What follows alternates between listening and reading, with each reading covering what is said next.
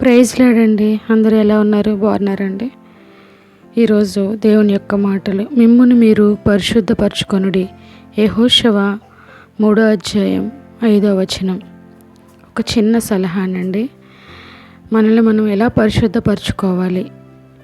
మారు మనసు పొందిన ప్రతి ఒక్కరూ ఉదయం లేవగానే దేవుణ్ణి స్తుతించుకుంటూ నేనెవరిని అని ఆలోచించండి. అవును, నేను దేవుని బిడ్డను. ఈరోజు ఆయనకు అయిష్టమైనదేది చేయకూడదు.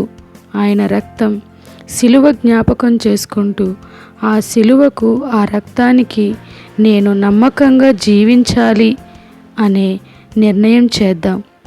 అలా జీవించడానికి ఆయనే శక్తిని ప్రసాదిస్తారు. దినమంతా ఏ పని, ఉద్యోగంలో ఉన్నా నేను దేవుని బిడ్డను అనేది ఏమాత్రం మరువకు.